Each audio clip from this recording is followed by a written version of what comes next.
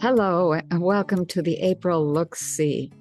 The temperatures are finally warming up here, and I hope wherever you are that you're also enjoying a wonderful spring.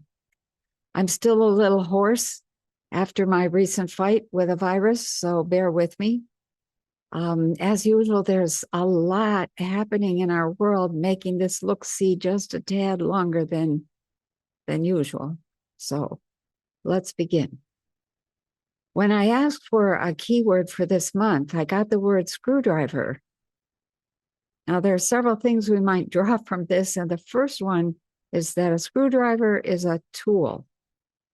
This leads to the question, do you have the tools you need to deal with the world you live in? You know, we might even add or throw in the question, are you just acting like a tool? So, a screwdriver is a really handy thing. You can use it to drive a screw into something in order to hold things together. You can use it as a makeshift pry bar, or you can unscrew something and take it apart. So if we take apart the word screwdriver and just deal with the word screw, it has some sexual connotations that hint at something unpleasant, but it also has a number of business and financial connotations that warn against getting the bad end of a deal or agreement. So maybe we are to be aware that any agreement we enter into should be win-win, not win-lose. The driver end of this word, screwdriver, points to the fact that some kind of pushing or forceful forward motion is involved. And this may be telling us, pay attention to what is driving us, our feelings, thoughts, our reactions. Those are all big drivers. There's also an old saying that goes something like, if you're not in the driver's seat, well, then you're somewhere in the back of the bus. Are we being encouraged to get into the driver's seat? If we are not driving things, who is? So maybe this word is telling us we ought to get in the driver's seat in order to avoid being screwed. Okay, so that's it for our keyword. Let's move on to number one. There's heavy change happening in many places all around the planet. It's almost like a war and revolution are infections that are contagious, like chickenpox or measles. In China, protests and riots have increased dramatically. Tens of thousands are unemployed or homeless, or both. Xi Jinping is rumored to have had another stroke. We don't have confirmation of that, but that's the rumor. Reports are appearing on YouTube of people killing their bosses, and sometimes the boss's entire family for failing to pay the wages they are owed. Other reports say some Chinese officials and their families have been killed ostensibly because they were engaged in corruption. And the Communist Party appears to be fracturing. Just recently, I think a weekend ago, one angry citizen went to a busy market and pretended to be shopping, but he was slipping a terrible poison into all of the food being sold. He then got into a giant bulldozer and went crashing through the crowd and all of the market stalls. I think almost 1,200 people died, 1,200 people, and hundreds more were injured. As I said, revolution is spreading in many places, especially in China. And in China, it all began when President Xi made the mistake of killing two members of the Central Military Commission, Zhang Yusha and Liu Zhenli. These were two trusted figures, loved by many in the military. And it's not clear why Xi thought it was necessary to take them out, but it was the straw that broke the camel's back. or in this case, broke the communists back. The result has been a spreading wave of anger and revolution moving across the country, complicating the already bad economic woes of a spreading and serious recession, causing thousands of people to leave China and go to Vietnam to go to work. They're looking for work. Then Wen Jiabao, one of President Xi's longtime competitors, who was under house arrest for years, suddenly appeared in public, being escorted around by what looked like the Central Military Commission. Things do not look good for Xi Jinping. And if I were a betting woman, I would bet that he will be gone by September. Number 2, the U.S. Post Office is drowning in debt and saying they will have to close by the end of this year. The Postal Service met with Congress in late February to ask for urgent reforms and additional funding because it's facing an impending financial crisis. The Postmaster General, David Steiner, says if their needs are not met, the agency will likely close by year end. Steiner says they need to raise the price of stamps, cut costs by consolidating locations, reduce the number of days per week that they deliver mail, and increase their ability to borrow money. They don't even mention giving their employees a better living wage. And it seems to me that borrowing money to stay afloat is not a very sustainable approach for any business. However, I can't see the post office closing. That would truly be a change in our lives. However, I can't see them staying open if it means wallowing in debt and continuing to borrow.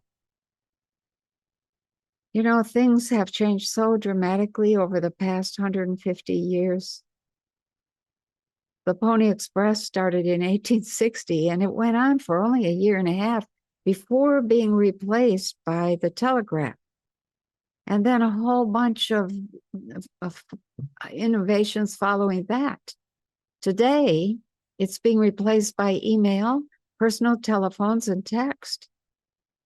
So I guess nothing stays the same forever.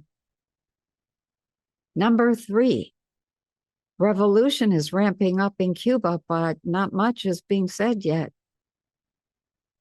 Poland wants to leave the EU, and 25% of the Polish people are in full support of this move. South Korea is abandoning communism.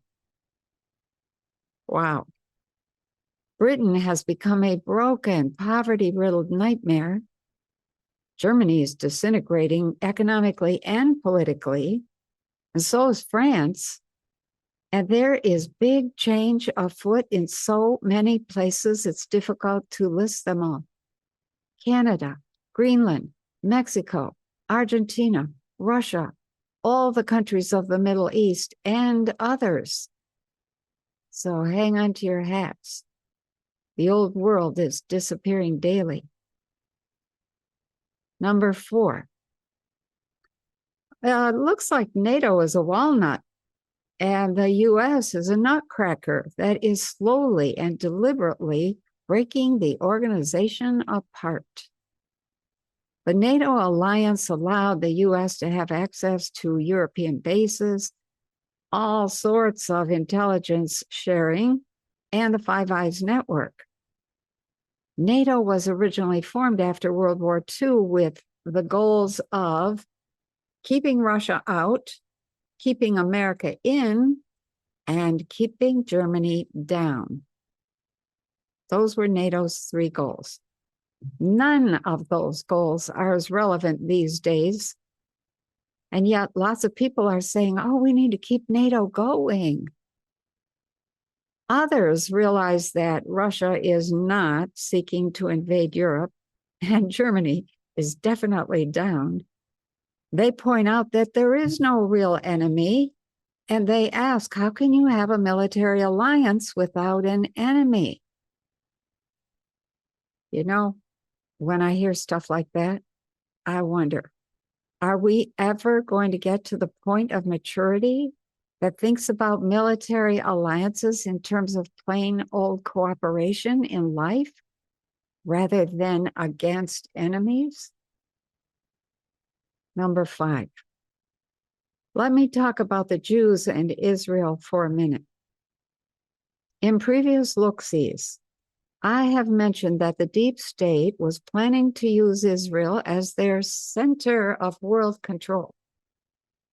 Contrary to a lot of people's beliefs, the nation of Israel is very new and was only recently formed in 1948 by the Rothschild family of central bankers.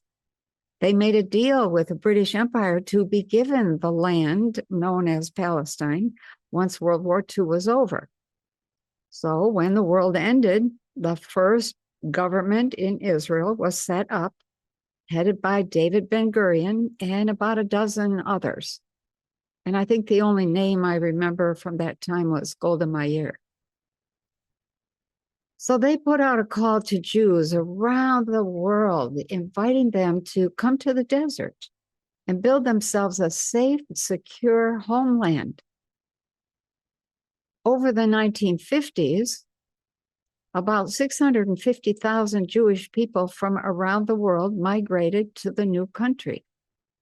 After the trauma of World War II and their history of segregation, apartheid, and ghetto living, the Jews were entirely grateful to have a place of their own.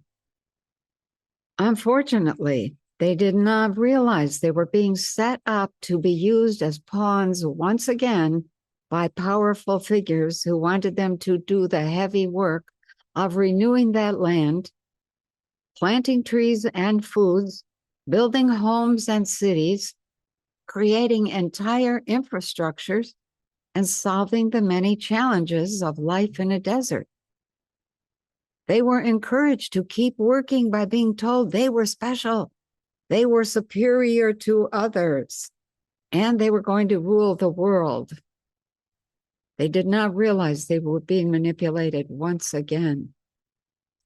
Today, the Zionist leaders that have been running Israel have gotten completely out of hand.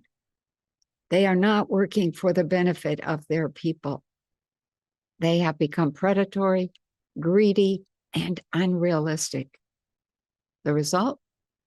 Israel has become a thorn in the side of all their neighbors, and this has degenerated into fighting with Iran. Today, all of the hard work they did to set up that country is being wrecked. Israel has suffered serious damage as Iran continues to send waves of missiles in an effort to completely destroy them. Israel has declared a state of emergency and may be running low or is even out of weapons to respond with. They are accusing Iran of severe and deliberate aggression, which is a complete projection of their own behavior being tossed back at them. Why do the Jews continue to behave in ways that get them into trouble? There are stories that go back centuries about them being chased out of various places for their bad behavior. They were chased out of Khazaria, which is in the area of Ukraine, for thievery and dishonest dealings. They moved into Europe, but were not welcome and ended up in ghettos. They were targeted in World War II and went into concentration camps, some say at first to help with the work, but then they were starved and unable to leave. Now they're in the former Palestine, where they never bothered to integrate with the people already there, and they have perpetuated their own bad reputation by destroying those people. No one says anything because they're afraid of being called anti-Semite. However, no one has anything against Semites. They are against the bad behavior. Israelis are behaving like spoiled 3-year-olds, and no one seems to be able to differentiate between the human and the behavior. A mother or father dealing with a 3-year-old having a tantrum because he wants his way does not start calling the child names. The parent deals with the behavior. The parent does not back off and feel guilty if the child cries and accuses the parent of being mean or not loving him. Parents who back down are allowing the 3-year-old to control the situation, and this leads to serious problems in the future. The child becomes a tyrant. Good parents are fair, firm, and recognize manipulation immediately. They want their child to be accepted and loved, so they don't allow that kind of behavior. They try to teach instead of punish. They demonstrate the right behavior and are careful not to say one thing and then do another. I like people. I like all people. And I don't know why no one is able to be honest about what's happening with the Jewish people. When you love someone, you will be honest with them. And we are not being honest with the Jewish people. That's not fair to them. I don't know if they are just immature or perhaps they're mostly young souls. I don't know why many of them are so arrogant and think they are above the love of God. We're not talking about the law of God. We're talking about the love of God. I don't know why they are so silly in claiming they are the chosen ones, when it would be much more accurate and mature to realize they are the created ones, just like the rest of us. In fact, that talk about being God's chosen ones is a clear indicator that they do not understand God or what God is at all. Any claim of being the chosen ones is simply a projection of a very immature human desire for power and control over others. So I'll close by saying that perhaps they're having a karmic experience that began long ago when they were Hebrews marauding and killing their way through Canaan. Because that is not the way any God wants people to behave. And I think we owe it to them to be honest about what they are doing without belittling, segregating, or punishing them. At this point, they have suffered enough. Number 6. It looks like we are headed into some serious drought across the U.S. this year. I was already seeing a hot, dry summer before I saw the El Nino forming over the Pacific Ocean. Some areas are already in trouble, big trouble. The Ohio River, which starts in Pittsburgh, Pennsylvania, and runs for nearly 1,000 miles all the way to the Mississippi River, normally has a flow rate of 400,000 cubic feet per second. But for the last year, it has dropped to only 5% of its capacity. The flow rate has only been 20,000 cubic feet per second. That is a huge drop. From 400,000 cubic feet per second to 20,000 cubic feet per second. Wow. This is the lowest it has been in more than 130 years of tracking. There are 2 nuclear reactors along the river in Pennsylvania, and they draw water from the river to prevent overheating of those plants. Then there is the issue of drinking water. The city of Cincinnati has a population of 300,000, and it relies on the Ohio River to provide water for their people. But the Ohio has been so low that it barely reaches the intake pipes that bring in that water. Louisville and Paducah, Kentucky, also rely on the Ohio for their water. When the water level drops and the flow rate slow, toxic algae blooms begin to appear. Last year, many fish died, and residents in Ohio had to boil water for a month. Water shortages and toxic algae are not the only problems caused by low water levels. The Ohio River dumps its water into the Mississippi River. In fact, the Ohio contributes 50% of the water in the Mississippi. Water in both the Ohio and the Mississippi has been so low, less than 9 feet deep, that barges have been unable to run their usual routes. The river system in the U.S. is a highway system where 225 million tons of cargo move every year. 225 million tons. One single barge can move the equivalent of 50 semi-trucks in one tow. Barges on the Ohio and the Mississippi generate $23.2 billion annually and support 130,000 jobs. When water level drops, so does the work and the income for thousands of people. In Ohio, soil moisture has dropped to 20%. This is catastrophic because soil needs to have between 40 and 60% moisture for crops to grow well and grass in pastures to support beef, dairy, and other animal operations. In 2025, the spring recharge from spring rains did not happen, and 8 counties in Ohio are in emergency status. They've been declared disaster areas. We in the U.S. have always assumed that a good water supply was available. Just go to the sink, turn on the faucet, and good, clean, safe water appears.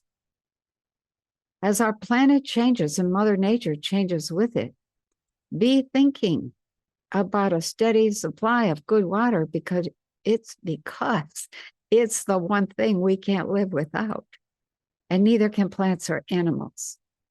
It's important for us to keep looking ahead and preparing to navigate what we see taking shape so we are not caught off guard and unprepared for the future.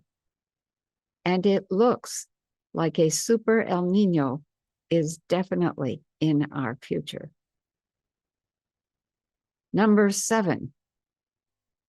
Almost nobody is talking about it, even though lots of people know. And I'm watching this curious silence in some amazement. The U.S. government is insolvent. And the Treasury Department, the U.S. Treasury Department, said so last week. Their report said that we have about $6 trillion in total assets, but almost $48 trillion in total liabilities. And that was as of last September, 2025. The numbers don't stop there because the $48 trillion in liabilities does not include the $88 trillion owed to Social Security or the Medicare program. So when you add 48 trillion and 88 trillion, you get $136 trillion of debt. There's no way we will be able to pay that back, ever. At some point, we're going to have to face the music, face the reality. Either we declare bankruptcy and start over, or we continue pretending that we can just print money forever. The bankruptcy option seems like the most sensible. However, the idea of just continuing to move forward and print what we need is kind of like moving into a world where real money with real consequences does not exist.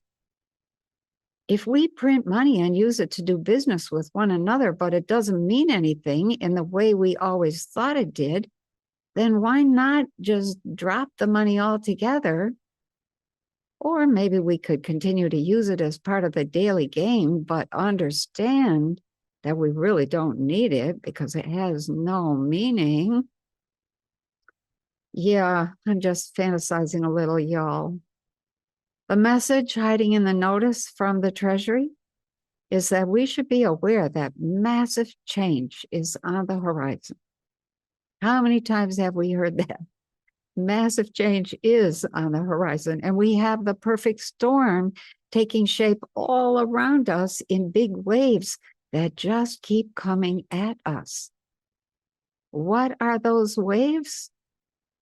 They are the Treasury Department's recent report, the admission that the COVID shot was a weapon, the results of the investigations into election fraud, the ungodly amount of taxpayer money that went to Ukraine and then was funneled right back into the pockets of American politicians. The Epstein files is another wave. The hundreds of cases of fraud uncovered in the childcare and nursing home businesses. The millions of migrants here illegally who will not be happy when the gravy train ends. The decision to go to war against Iran, the closing of the Strait of Hormuz, the rising prices because nearly 2,200 ships and 20,000 sailors are trapped in the Persian Gulf and unable to deliver their oil or their goods. The complete failure of mainstream media to tell people anything true or useful. The inability of Americans to understand what is actually happening, and their anger because they are completely under the sway of the propaganda feeding that anger. All of this is going to come to a head. Number 8.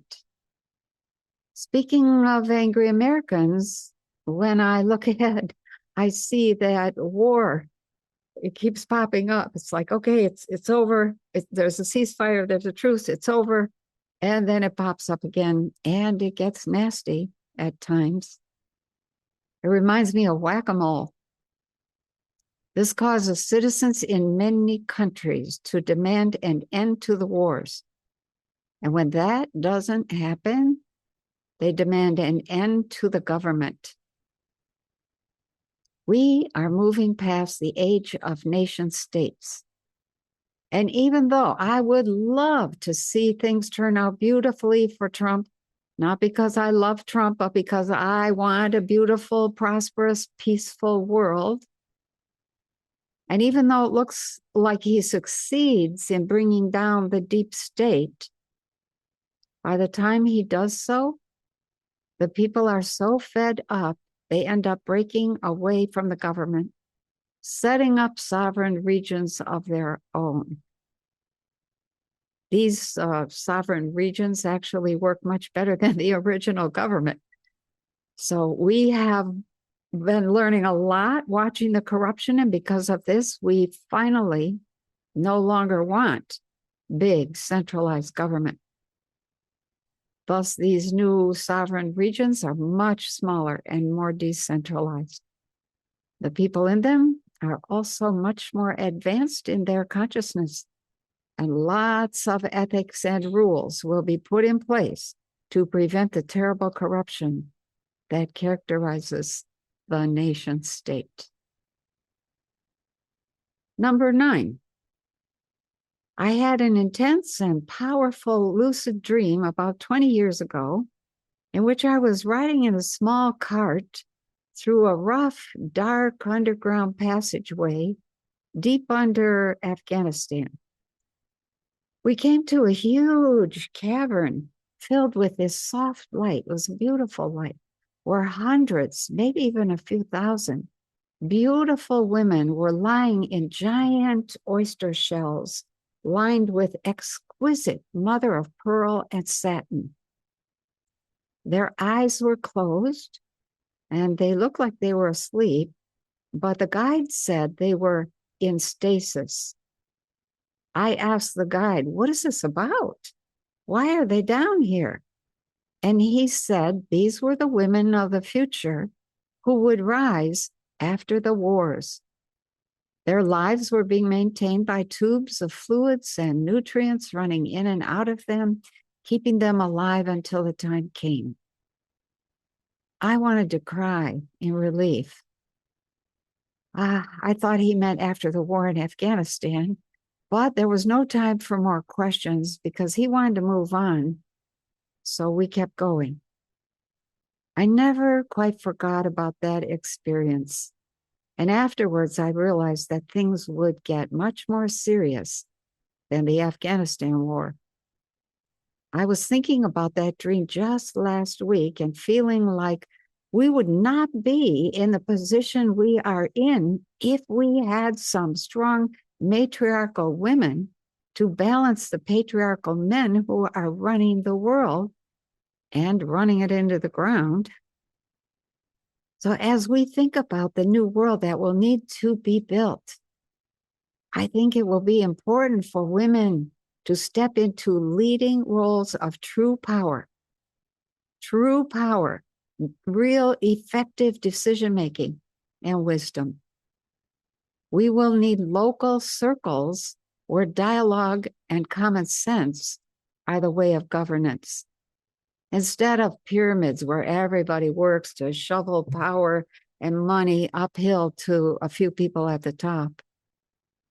Instead, we will need a completely revamped set of offices and institutions whose first and most important job is to make it possible for people to step into their own power and take care of themselves, family, children, their old ones, and the world we built here. Number 10. Let's talk about life and what happens when people no longer see any reason for living. We'll start with North Korea. North Korea is showing a few faint signs of breaking, and if it gets going anymore, Kim Jong-un will not be able to stop it. The entire North Korean nation has been engineered to make any kind of input from the people not just irrelevant, but absolutely unwelcome, and to make any kind of resistance to total control absolutely impossible. So how's that working for them? They're running out of people. A population needs at least 2.1 live births per woman in order to just sustain the population and replace those who die. However, they need at least 2.8 live births per woman for good stability and for the growth that allows their culture, to develop a little. When a critical threshold of creativity and personal growth is not reached in a group of people, when a population cannot develop and learn and enjoy life, nobody wants to live there. That population begins to shrink. North Korea's birth rate was only 1.5 in the early 2000s. It dropped to 1.3 by the 2010s. And it's not clear what their birth rate is today, but they're not the only ones dropping. Russia's birth rate is only 1.4 live births per woman. And the rate in Japan is only 1.1. Even worse, South Korea. OMG. South Korea's rate is 0.72. Wow. And that was as of 2023. The US rate is 1.6 as of 2025, while China's was 1.6, but it moved to 1.7 once they ended their one-child-only policy. So these numbers are categorically telling us that the population of Earth is going to drop dramatically within the next generation or two. It is generally recognized by demographers that it's almost impossible to reverse a decline once the rate drops below 1.9 live births per woman. Below 1.9, it just keeps dropping. So is this why that Stiegel report we saw a couple years ago predicted such a big drop in the population? Everyone was sure that someone was out to kill us all, but maybe we are doing it to ourselves by no longer valuing family, having children, and raising them with love. Number 11. I've had several messages over the past month that we were running out of time, quote unquote, running out of time, including one that was quite blunt, saying that we were in mortal danger. That was a very upsetting message, but I wasn't sure what the source of the danger was.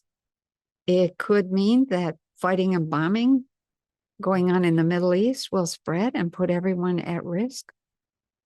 It could be a natural disaster or even an economic disaster.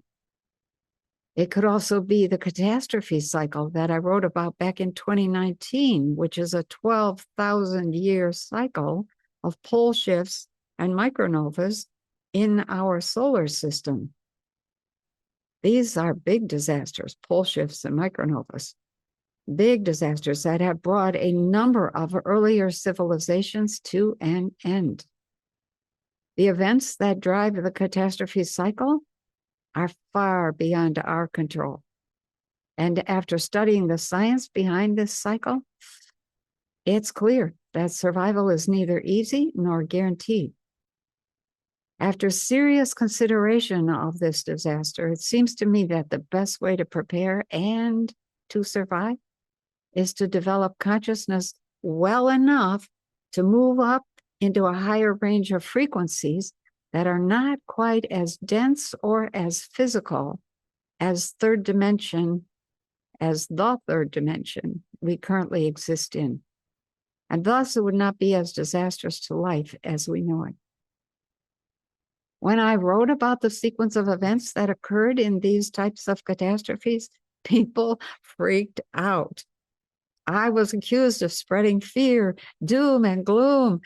So I set the topic aside and continued to teach people to expand consciousness in hopes that enough of them would understand how powerful consciousness is. I hope that eventually we would be confident, experienced, and practiced enough to use that consciousness when the critical time arrived. Sometimes I tell myself, well, maybe I'm wrong. Maybe nothing is going to happen.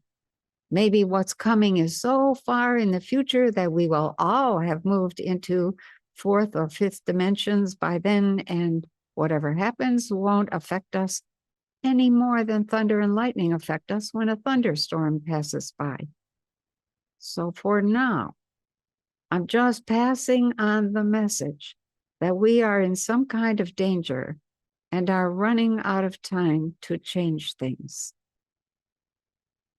Number 12. Everyone is trying to figure out what is going on in the world and why nothing happening out there makes any sense. So here are some of the reasons I've heard offered about how to view the Iran war or Trump for the future. So let's just say the Iran war is being fought because Iran wants a nuclear weapon, and the US, Israel, and Western countries do not want them to have it. Iran is threatening Israel, and we are trying to help and protect Israel. Israel controls the US and wants to create a much larger, greater Israel, but it needs US military help to do this. The globalists want to make lots of money from arms sales. The U.S. is trying to take over shipping in the Strait of Hormuz. The U.S. wants control of the world's oil. Israel is an arrogant country and doesn't get along with anyone. Somebody wants to destroy 7 countries in 5 years around the Middle East so they can rule the world from the Mediterranean. It's because Trump is a pompous ass. It's because Trump is a megalomaniac and is helping put the New World Order in place. Trump is trying to bring down the deep state. Trump is trying to destroy the British Empire and the City of London. The World Economic Forum is trying to bring about the New World Order. All wars are bankers' wars, and they started it in order to fill their pockets. The bankers are trying to cover up the failure of the Western financial system. The bankers are trying to distract from the coming economic collapse of the U.S. due to debt in the trillions of dollars. The bankers are fighting for control of Bitcoin and cryptocurrency. So take your pick of all those reasons, or even choose all of them. Clearly, people are trying to understand.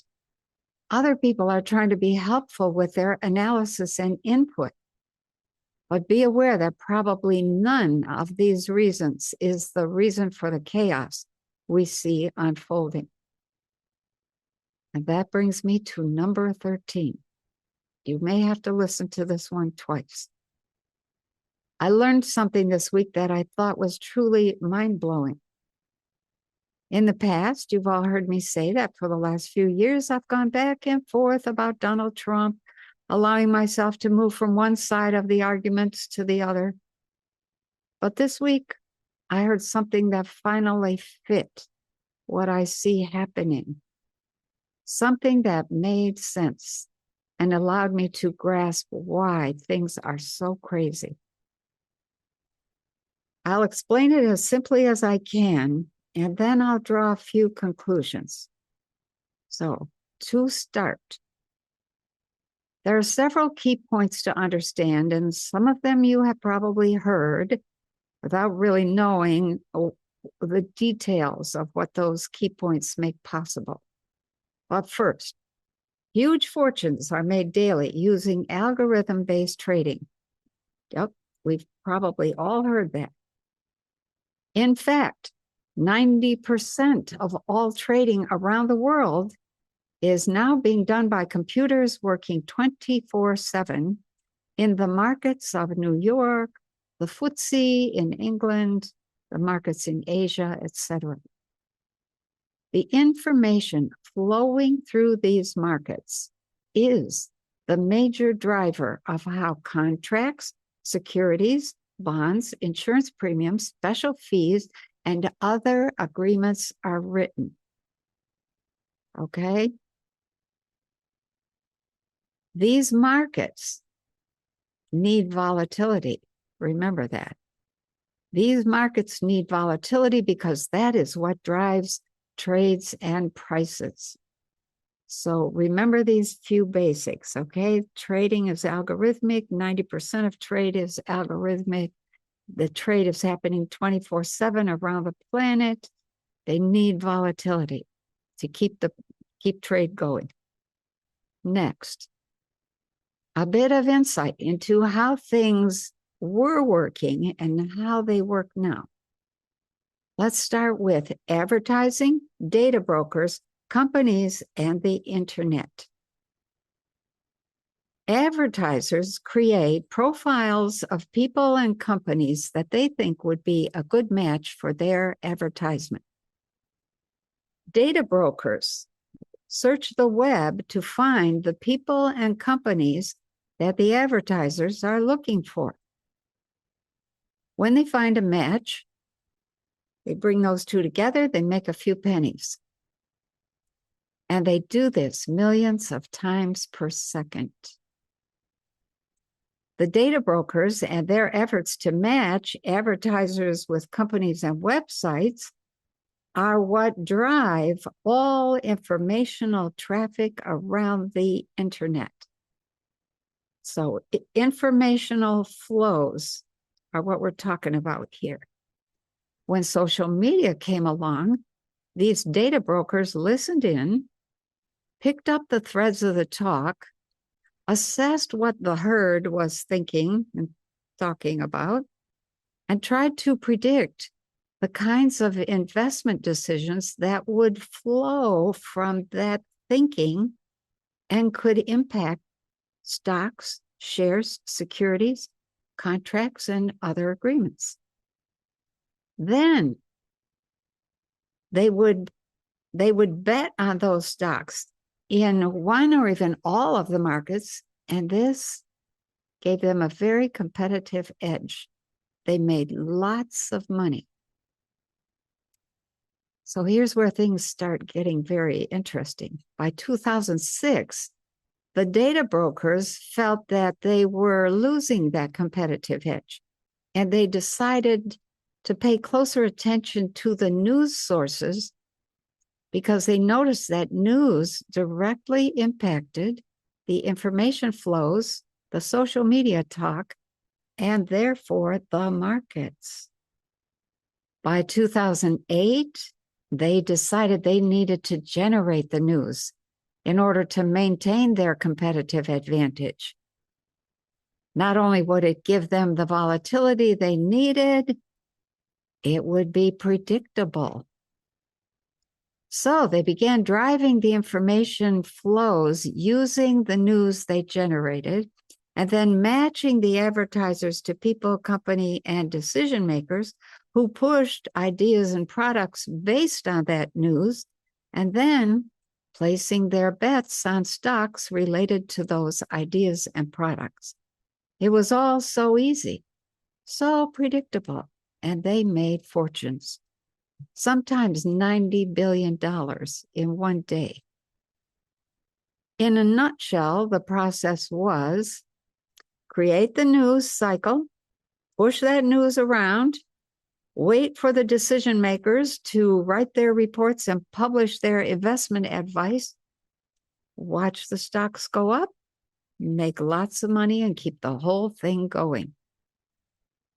Everyone got in the game, everyone around the entire planet. Governments, social media companies, big investors, terrorist organizations, Hezbollah, cartels, and others. To make it work, to make this system work, however, you need a normie world to be in place. Then you drop your chaos-making news into the middle of that world and create a lot of volatility, setting everything in motion. A few months later, the stocks would go up, it was payday, and then you could start again. This is how the corruption has been working, and why everyone was getting rich except us, the people. We were the ones being played. We were the stooges, believing passionately in the stories coming from the right or the left, while the big players didn't believe any of it and laughed at us all the way to the bank. Then along came Donald Trump, who knew the game and began deliberately wrecking it. And Scott Bessent, who used to play the game and knew how it worked. And Elon Musk, and Vladimir Putin, and a few others who cared. Said Putin, the whole world is being driven by pursuit of ludicrous profits. So what did they do? They began throwing genuinely unpredictable news in every direction. It wrecked the trades. It wrecked the ad matching setups. It confused the news and ruined any ability to generate and control narratives that would work the magic money machine. Trump and team didn't do anything the way it had always been done, not even war. They just interfered in Venezuela, pulled out Maduro, ruined the deep state's ability to control elections around the world, and kept going. They played along with Israel, walking a tightrope in order to keep the enemy close, all the while knowing Iran was going to destroy it. Why did it have to be destroyed? Because it was a Rothschild base. They interfered in Iran and caused the Strait of Hormuz to close, cutting off shipping and the insurance money paid to Lloyd's of London, a huge $30 trillion source of income for the City of London and the deep state. They talked all sorts of shocking talk, from Greenland to Canada to Cuba to NATO to Europe to China, and they're still doing it. Saying one thing one day and another thing the next day, creating absolute, sometimes shocking chaos, absolutely on purpose. They know if there's going to be an end to the corruption, there will have to be an end to the normie world, an end to the woke world, an end to the narrative control, an end to the money machine, an end to the City of London, an end to Israel as the Rothschild base, and an end to Washington, D.C. as the military arm of the deep state. So, some conclusions? When all you can see is chaos, then chaos is the goal. When none of the decisions make sense, then nonsense and confusion are the goal. When it looks, sounds, and acts like a war, but doesn't follow the pattern of normal wars, then the visible war is only a distraction from something much deeper.